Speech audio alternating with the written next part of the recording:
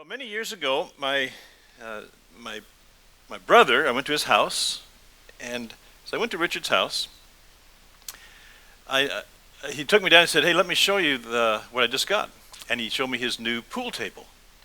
So that is awesome. You got a pool table? Like, what are they paying you up there at the seminary anyway? Like, what's going on? And he says, "Yeah, I got this new pool table. I bought it with Uncle Stu's inheritance money." I thought, oh well. The first thing that came to my mind was, what inheritance money? Aren't we in the same family?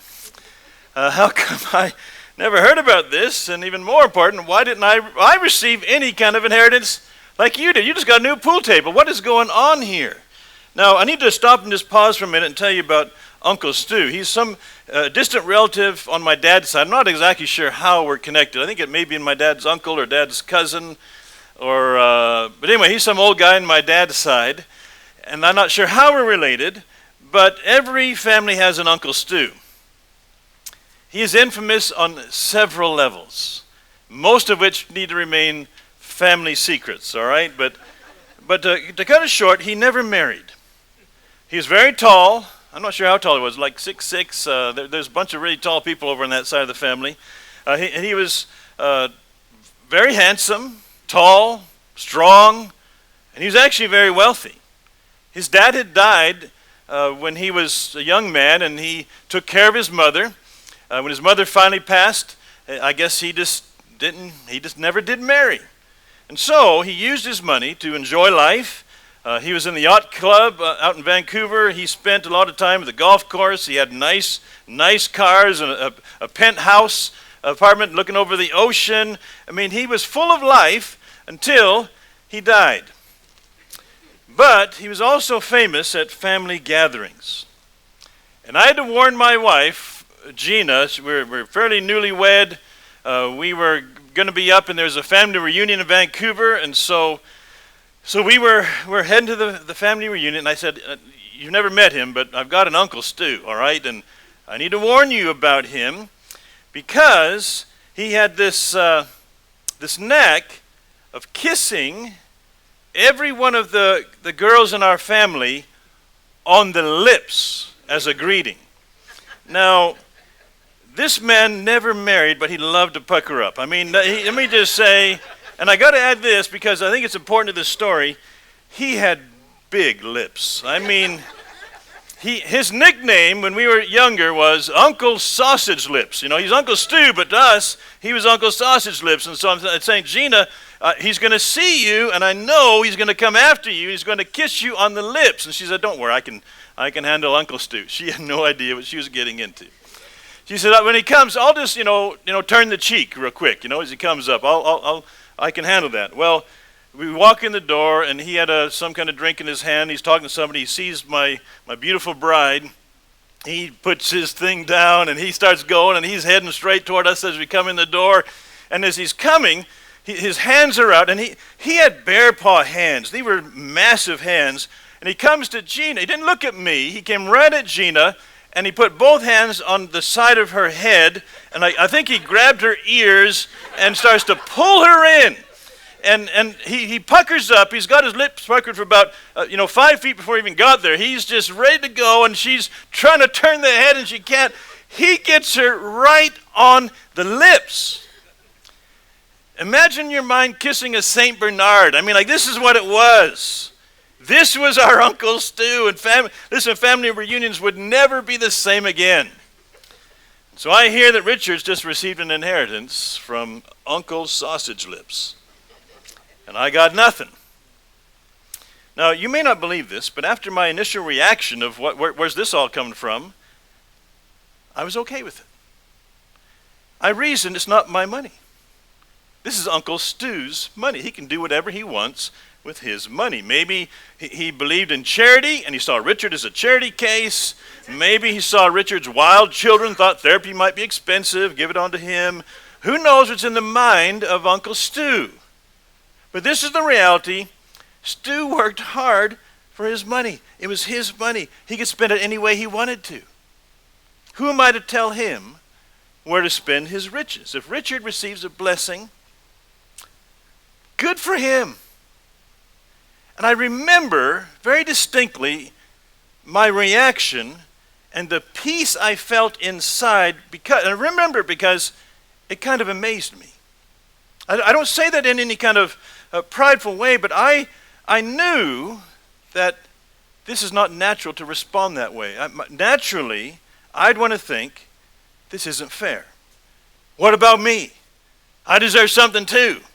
We have these natural jealous instincts. And I remember recalling, man, God must have been in control of my heart that day, because I was really okay with it. And there was a side of me that was like, well, good for Richard. That's awesome. But our human nature doesn't do that. We're jealous. Well, by the way, I have to be transparent. I got an Uncle Stu inheritance check about a week later. But in the meantime, God created this opportunity to teach me something that day. God has the right to bless anyone he chooses without my permission. Did you know that? God can bless anybody. He doesn't have to ask my permission. I don't have to agree with it. He can bless anyone that he desires. He can show kindness to anyone he wants to. Psalm 145:17, the Lord is righteous in all his ways, gracious in all his works. Grace is this undeserved favor. And we're looking at the Apostle Peter this week, and we're trying to understand how God took him from this rough old fisherman, prone to just do his own things and prone to blunders, and made him a mighty man of God, this pillar of the early church. And today I'm going to skip past a lot of his blunders, a lot of his mistakes. In fact, a while back I was just really interested in Peter. I did a whole sermon series on Peter. It was like 3 or 4 months long, and every week was a new blunder, a new mistake, a new misunderstanding, and all the things he would learn along the way. I'm going to skip past most of those, and I'm going to drop into John chapter 21. And I've called this message today, Learning to Follow.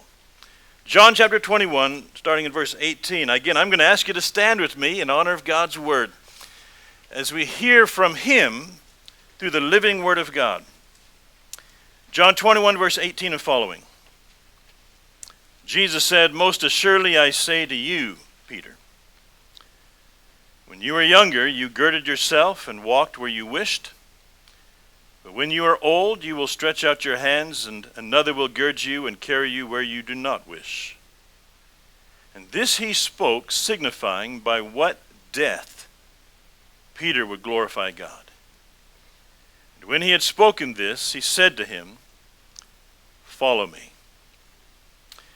Then Peter turned around and saw the disciple whom Jesus loved following, who had also leaned on his breast at the supper and said, "Lord, who is the one who betrays you?" And Peter, seeing him, said to Jesus, "But Lord, what about this man?" Jesus said to him, "If I will that he remain till I come, what is that to you?" What is that to you? You follow me. Then this saying went out among the brethren, that this disciple would not die. Yet Jesus did not say to him that he wouldn't die, but if I will that he remain till I come, what is that to you? And this is the disciple who testifies of these things, who wrote these things, and we know that his testimony is true. Father, we give you thanks today for your word that gives such instruction and guidance, but more than just guidance in a book, you are here. Your spirit moves within us and speaks deep within our heart. Speak today that we might hear and obey. We ask in Jesus' name, amen. All right, as you take your seat, we're continuing thinking about how did Peter get to where he was, to where he ended up being this great pillar of that early church, the great leader of the early church. And we have seen Peter stumble and fall, but with each failure, he seemed to learn more about God, learn more about himself, and he was growing in Christlikeness. And he grew to understand more about God, more about himself. And by this time, it's maybe 3.5 years of following Jesus, and he's learning more about the kingdom of God, that God's ways are not our ways. He's starting to see this, and he's starting to make some sense. And he's looking back at everything, because the things Jesus said, they came true. I was trying to prevent him from going to Jerusalem, but now I understand. He died and he's been resurrected and all these things. Okay, it's starting to make sense. God's ways are not our ways, and I'm getting it. I'm understanding the kingdom more and more. that even when things seemed out of control, it wasn't. God is sovereign. Jesus is Lord. The kingdom is advancing just as he planned. And so he's starting to get a handle on this thing, and he's growing. It's been 3.5 years, and it's starting to come together, and yet this pillar of the early church still had to wrestle with his old sin nature. The rock of the early church would still stumble. And to be honest, there's something about that reality that makes me feel good. Because I love the Lord, and I still stumble. Because I'm a leader in the church, and I still struggle. And when I fail, the mercy and the grace of God is there to forgive and to restore and to strengthen me, just like he did Peter. Listen, it gives me hope. That's why Peter's my favorite disciple. I see myself. Even though I've grown, even though I've matured, even though I've had a lot of experiences down to the years, I still struggle. And I stumble. But the Lord stays with me. Well, the first thing I want you to see is that God has a unique plan for our lives. Verse 18, he says to Peter, "Most assuredly I say to you, when you're younger, you girded yourself, you walked where you wished. There's going to come a time when you'll stretch out your hand and another will gird you and carry you where you do not want to go." And the text tells us that Jesus is prophesying about what kind of death Peter would endure. That Peter had denied the Lord, but Jesus restored him. Jesus gave him an assignment: feed my sheep, love my people, lead my people. He's just given him authority as an apostle. And then he says, by the way, you're going to die for this. Your obedience is going to cost you. Now we just need to acknowledge that following Jesus brings great rewards, but it's not always an easy road. And Jesus said, when you're young, man, you can do what you want, you can go where you want, but when you're old, your hands are going to be stretched out and another will gird you and carry you where you don't want to go. In other words, following Jesus would lead to a crucifixion just like Jesus. Verse 19, this Jesus spoke, signifying by what death he would glorify God. Then he says, follow me. It's going to be a hard road. Follow me. People will come against you. Follow me. The world's not going to like you. Follow me. It's going to cost you everything. But I'm inviting you to follow me. And Peter's all in. I believe he'd already blown it so bad earlier. He'd been restored. He's understanding. He said, all right, I'm with you. And I think he's all in. But then he has this momentary struggle. He turns back and he realizes that John, this beloved one, the favorite one it seems like, is following. And so he says in verse 21, hey, Jesus, what about him? And Jesus says, what is that to you? You follow me. Don't worry about my plan for his life. You be faithful to my plan for your life. Don't start comparing your life with his. You just be faithful to your calling, the calling for which I have prepared you. I've got something special for John. I've got something special for you. You follow me. You need to understand God's got a unique plan for your life. And second, God asks us to trust him with our lives. To trust him that what he's got for us is good and it's worthy.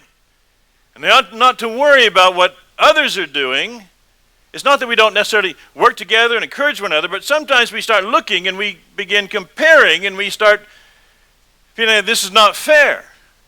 Now, I've discovered that believers still struggle with comparison. Have you ever noticed that? That we get jealous of others. We think the grass is greener over in that ministry. And we feel hard done by when others seem to be blessed more than we are. Have you ever had those thoughts? Man, he's got it so easy. Why is my life so hard? I mean, his kids seem to be perfect. My kids are struggling. I mean, I wish I had money like he has. If I just had that kind of money, I could do all kind of things. Or I wish I was athletic like him and healthy like him. I'm just not. I'm not made that way. Look at that guy's head of hair. If I had hair like that, that'd just, be awesome. Or she's so beautiful. He's got so many muscles. If I only had what he had. You ever thought those things, or am I the only one who thinks those things? But pastors struggle with it. Yeah, he used to pastor in Hawaii. That'd be nice. The people in his church, man, they seem so nice. I got a bunch of old grumpy complainers in my church. If only I had the staff he's got to work with, then I could really do some things. Look at his building. What a beautiful building to worship in. Look at what we've got. If only I had the money like that church has, or if I only had a preaching voice like he has, man. I feel that I heard some guys who talk about Adrian Rogers, what a great preaching voice. It makes me feel sick. Like if I only had a voice like that, people would come to Christ. As if he had to have something to say with that voice. And just like Peter, we're going to struggle with our fallen nature. Listen, when God has made you and called you according to his purpose, never long for another person's life. Peter's concerned about John's life and death, but consider this. After Peter's first sermon, on the day of Pentecost, how many people were saved? 3,000. After Stephen's first sermon, what happened next? They killed him. Why is it that we're always comparing our lives to those that seem to have it better, but we never compare ourselves to those who seem to have it worse? There's always those who have it better. There's always those who have it worse. Why are we always looking up and saying, well, I wish I had that, and not looking around and saying, man, I'm sure grateful that God has me here. Look at where that guy's serving. We had the privilege when we were here in Cochrane to do a lot of mission trips, and we went to Mozambique. We met a local native pastor there named Luis. I'll never forget. We gone there, we had to tent, we had to camp out, we had to dig our bathroom, and we were there for a week, and then we are going to move to another part of Africa. And so we're going to leave all of our tenting things, some clothes, our pots and pans we're cooking in. We're just going to leave it for him to distribute to those who are poor. So he says, we'll take it to my place. So we go. We hadn't been to his house yet. We were in Mozambique. We're in Maputo, the capital. And all this, you can see the scars of civil war. You could see bullet holes places. It was really a tough place. And we're going into this bad part of town, and it's getting worse, it's getting darker, and it's getting more sketchy, and people walking down the streets looked like they were high on something, like a bunch of zombies. I'll never forget, we pulled over. I was just kind of scared driving through that area. We pull over, and we're gathering all these things, and as we're gathering things, Luis had gone up ahead of us, and we were trying to get things while we're about to follow him, and all of a sudden he turns into some door, and I couldn't quite see where he's going. I'm running up there with a few other guys. We're going into this door, and we went into a saloon, some bar, a bunch of guys drinking in there. And as I go in, I see him going out the back door. Like, this is the way to get to his house. And as I'm in there, I can't quite fully describe what that atmosphere was like in a very poor, broken, dark place in Maputo with guys trying to drown their sorrows. And as we're walking through, I realized what's in my arms is probably worth more than any one of those guys own in their entire life. And so I stood tall, and I flexed some muscles, and I looked like, don't mess with me. And I went on through, and I get out, and I see him. There's a courtyard, and there's this square cement block, small little house with a steel door that he had all these padlocks, and he opens it up, and he leads us into his home. I go in there, there's a dirt floor. There's just one little mattress in the corner. There's one light kind of hanging by a wire in the center part. There's a little place where he would cook something. There's no bathroom. There's no running water. I remember as we're putting things down, he turned to me and he said, man, Pastor Mel, thank you for all the sacrifices you've made to be here. Thank you. Sacrifice? What do I know about sacrifice? This guy's living like this. He actually had a good job. He worked at the airport.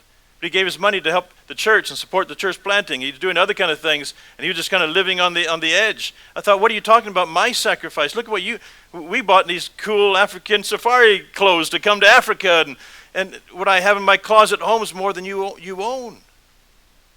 And we're walking away saying, Lord, I'm blessed. So many believers around the world struggling, and I live in Cochrane, beautiful place. God wants us to trust him for our life. He says to us what he says to Peter, follow me. Don't worry what others are doing. You follow me. You see, God knows what we don't know. He knows the big picture. He has a master plan. And to envy another life is to somehow suggest God got it wrong for your life. Jesus says, trust me. Peter, don't worry about my plan for John's life. You follow me. Be faithful to the life I have for you and give me your all. Be all in for me in what I've called you to do and where I've called you to live and the people I've called you to serve. You know, when I was in seminary, Gina and I went to seminary down in Texas. All of our belongings, we got married. I grew up in Canada. She grew up in California. So the wedding was down there. We got married, had a week honeymoon. We piled all of our belongings in the back of a Honda Civic. We were poor. That's all we had. And we drove on to Texas. Man, we were broke. Gina worked so hard. I was a full-time student with all kinds of side jobs. I was in seminary. I parked cars at a country club. I managed rental houses in the hood. It was a dangerous thing. I was a house servant for these rich people, cleaning their cars and their pool, whatever they needed. I'd paint houses. I fed cows out in the field. I worked as a teaching assistant with one of the professors. I mean, we worked hard. We studied hard, and we were still broke. But at least we had some good friends in California who had the same calling as us. They were called to ministry. They were in our wedding. They were called to be at seminary, and so we're going through this together. So while we're in this calling and sacrificing, at least we had some friends there doing the same thing. But his road to ministry, it took a sudden turn. He decided to go part-time. Then he dropped out of seminary altogether. And he had some money now, so he bought this really cool Jeep. And they bought a house. We're still in the little seminary apartments. He was called to pastor a church without a seminary degree, of all things. Can you imagine that? Somebody would call him to pastor. And he did. He's pastoring this church, driving his cool Jeep and the house that he just bought. Like things were looking really nice. He was having the time of his life, leading people to Christ, seeing people baptized. His people loved him. It was awesome. Just hearing stories and stories of these wonderful things that God was doing in his life. He was loving life, and I'm in the library. And then God called me to do even more study. And during this particularly kind of tough time, we were busy and overwhelmed and stressed and broke. I kind of looked over at my friend and I got a little jealous. I'm working on a master's degree, and the Lord led us to apply for the PhD program, which meant this: you had to have a proficiency in Hebrew and Greek, but you also had to have 2 years of theological German, a year of French, just to apply to get into the program. So I'm taking these other classes on top of my full load of classes, on top of working part-time jobs. I mean, I am physically worn out. I'm mentally exhausted. I'm emotionally just spent, and I'm financially broke. And I'm seeing pictures of my friend enjoying the shortcut to ministry.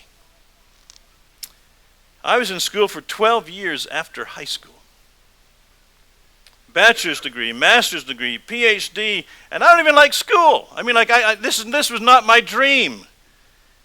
I'm paying the price, and he's out enjoying life. But here's my problem. I really liked him. I really liked this guy.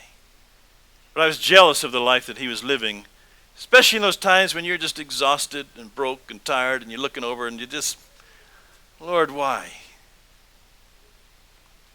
In my heart, I was criticizing him for not being worn out like me. How dare he enjoy life when I'm slaving away in school? And then we got word that he had cancer. It was aggressive. They amputated his right arm, trying to save his life. He struggled with more radical treatments. And he died before I even got out of seminary.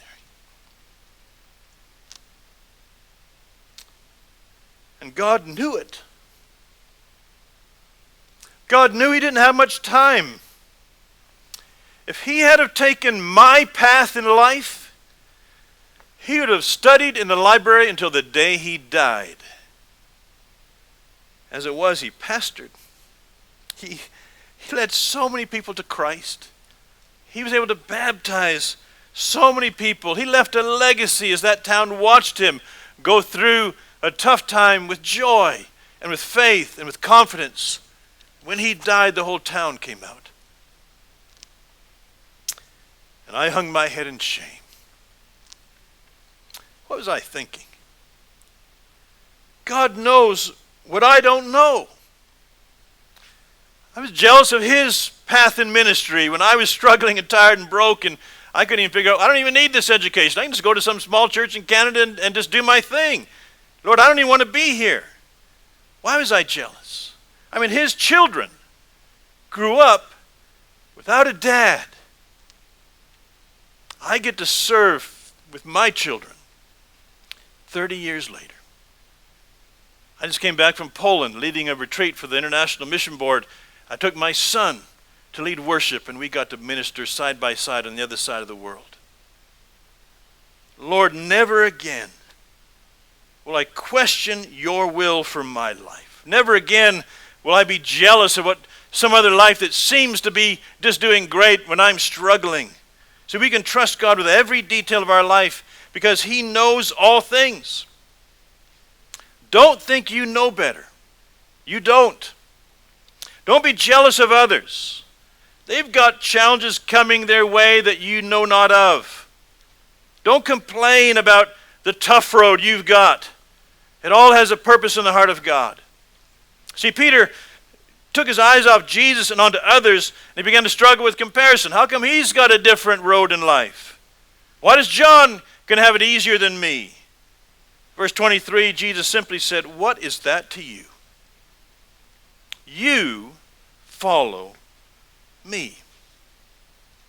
Listen, we're at a seminary. We're trained to be leaders of God's people.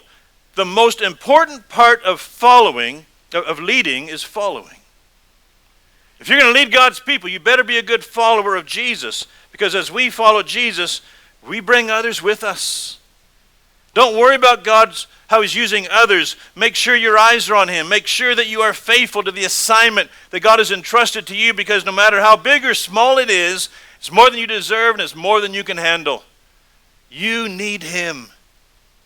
I've always said that a healthy church is made up of strong, mature believers and immature new believers and lost people seeking God. I mean, if you don't have lost people and immature people in your church, you're not healthy. If you think you're healthy because everybody's mature, you're fooling yourself. You're not reaching the community. You're not reaching lost people. You're not making an impact anywhere. You're just a bunch of mature people studying the Bible on wherever that might be. If you're a healthy church, you had better have some immature new believers in your fellowship. You better have lost people who don't know anything about God but are drawn to what they're seeing and they're learning and they're wanting to know. And so when I say a healthy church has mature, immature, and lost people, that means church is a challenge. There's going to be issues. What I'm saying is you've got a unique calling of God. You have a unique people that you are serving. You can't compare to what's going on down the road. You have a unique context. You got building challenges. You got economic challenges. You got racial challenges, political challenges, health challenges, stuff nobody even knows about. You're working through. Don't compare your life and ministry to those who are in a different place, serving a different people than you. There are some situations that look better, but you have no idea what's going on behind the scenes. You have no idea what pain the pastor has gone through over the years to get his church to where it is today. You don't know the price that his family paid because of all the demands that he's responsible for. You don't understand what happens when a person has a larger platform to realize they've got a larger target on their back for criticism. Or despite, you don't understand these desperate cries they may have in prayer early in the morning, that they get up so early for hours in prayer and they're seeing the result of their prayer life, but it costs them. Listen, the promotional pictures on social media, that's not the whole story of what's going on in that church. You know, people have said to me, well, you got a big church, you got lots of money and great staff, must be nice.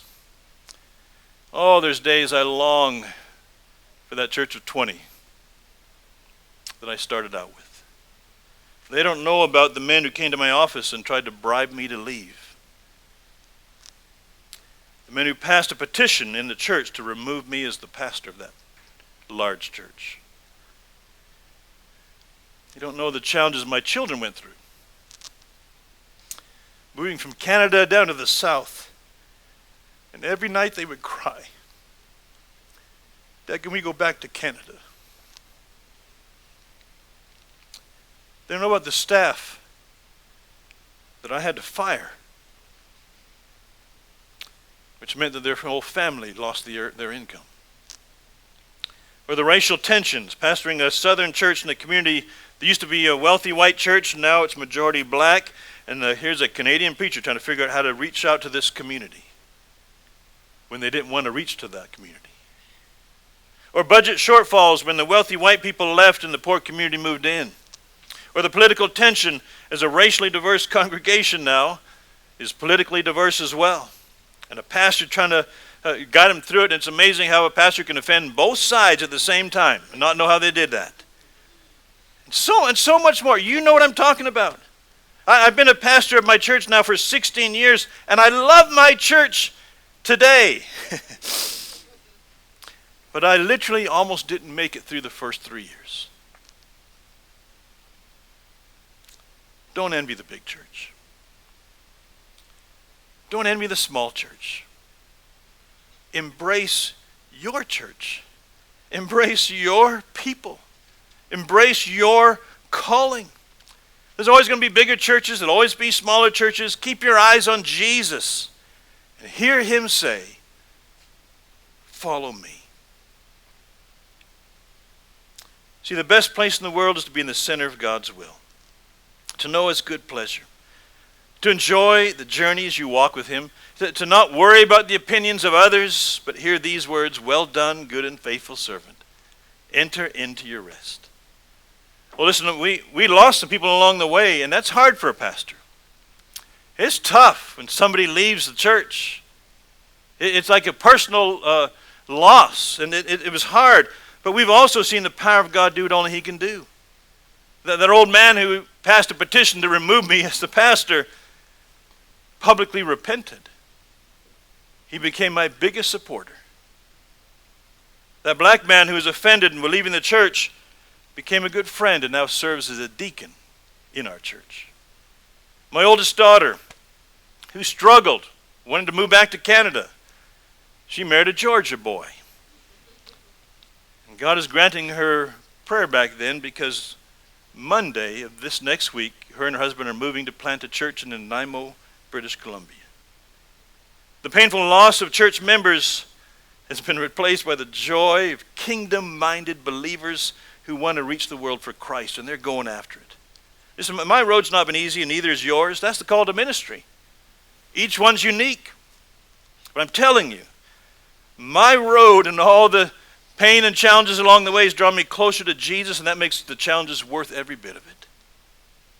But I also need to warn you. I've told you, don't be jealous of others. Don't be envying what other has. But I also need to warn you, beware of those who are jealous of how God blesses you. There are people who may try to tear you down to make themselves look better. Can you imagine that happening in Christian ministry? It happens all the time. And they're often church leaders. Don't let critics distract you. Don't let the naysayers depress you. Don't let the negative Nellies rob you of the joy of serving God. There will always be people who have a comment about what you are doing wrong. Even in great success and great ministry and great fruit, they'll look for something and tear you down. You keep your eyes on Jesus. You keep your eyes focused. Don't be envious of others, and don't let others who might be envious of you rob you of what God is wanting to do through your life. I hesitate to tell this story, but I'm going to anyway, and I'll ask forgiveness later. 22 years ago, down in Bow Valley, down the road there, we needed a miracle of God. We had a big debt, and we needed to get that thing paid off. So we set a goal that on one day, we're going to take an offering, and we needed $450,000. It was impossible, especially back in that day, the size we were and everything else. But we really felt God called us to do that. And to make a long story short, we planned it out, these loaves and fishes. We said, we don't have enough to do it. It's impossible. But what we do have, we're going to give it to you. God, multiply it like you did the loaves and fishes, and provide for your people. We believe you've called us to do this and to move forward in reaching the community. And so we did. And I remember we said, don't give early. Let's just all give it on one day. And so people were praying. They're asking God, what do you want us to give? And I started hearing stories. And on that one day, we put a fishing boat in the middle of the sanctuary there, and people would go put their money into the boat, loaves and fishes theme. Then that night, we're going to come back and have fish fry, fish and loaves. We were staying with it. We were true to our theme.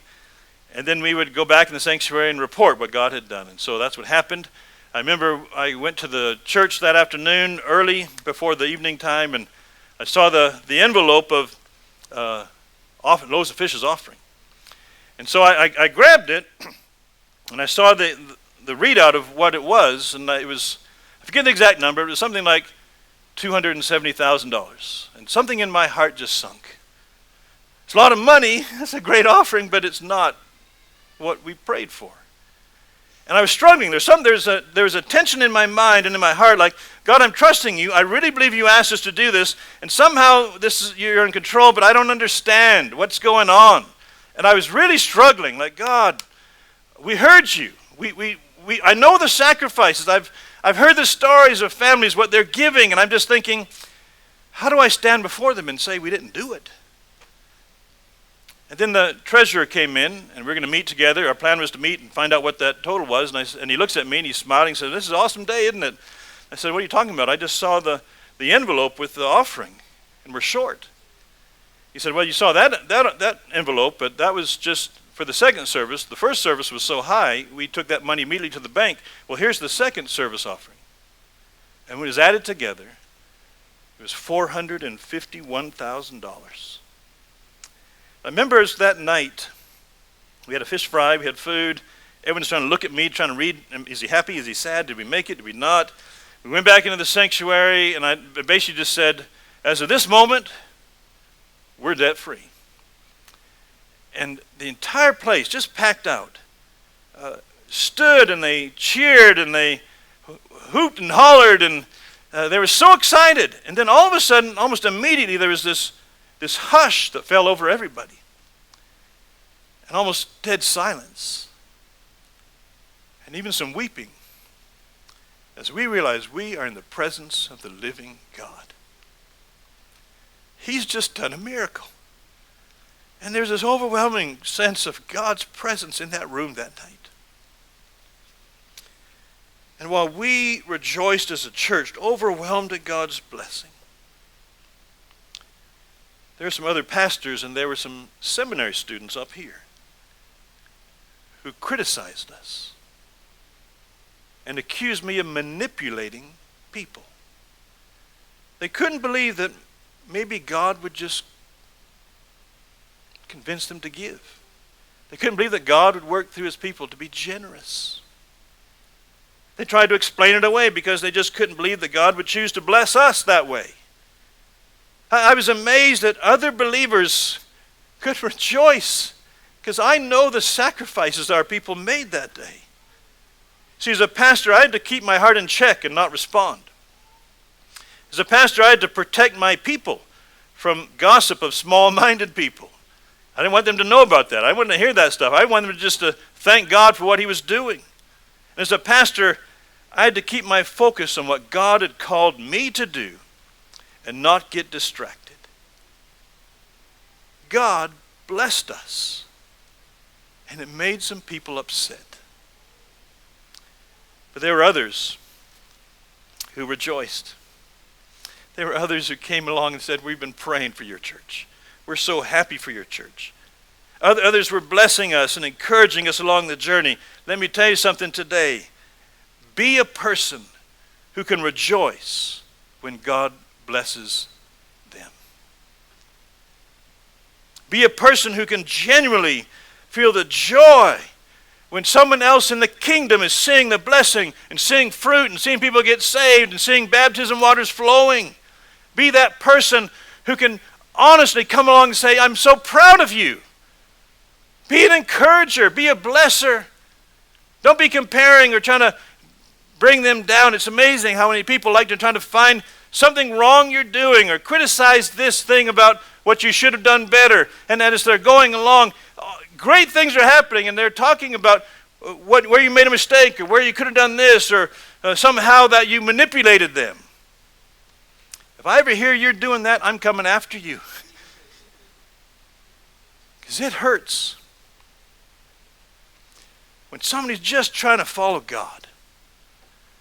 They're stumbling along just like Peter. They're making mistakes just like Peter. But their heart is stumbling forward and they're doing the best they know and they're making mistakes. But they're honestly trying to seek God and God does something amazing. And someone takes a shot at them. Listen, I'm telling you. Why do we do that kind of stuff? We're in the kingdom. We're walking together. See, Peter's struggle with comparisons is still a problem today. Pastor struggle, missionary struggle. And if you don't keep your heart in check, we will struggle. We are not prone to that. I mean, like it's one of those things that we got to be praying for. And Peter did die for his faith just like Jesus said. He became a pillar of that early church, probably one of the last disciples to be martyred, they believe. Historical records tell us that Peter underwent great persecution. Before he was ever sentenced to die by crucifixion in Rome under Nero in 64 AD. For that we know for sure. Tradition also says that Peter didn't feel worthy to die like Jesus, so he asked to be crucified upside down. Every one of us have this unique walk with God. Embrace it. Embrace his call in your life. You spend too much time worrying what they're doing and wishing you had what they had. Your eyes are off of your calling and your people will suffer. Pour yourself into your calling. Embrace the people that God has you to serve. In verse 19, when Peter got distracted, Jesus simply said, Peter, you follow me. If you live a long life, follow me. If you live a short life, follow me.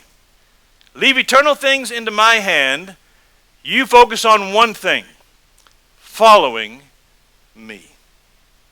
Have you learned to be content with God's will for your life?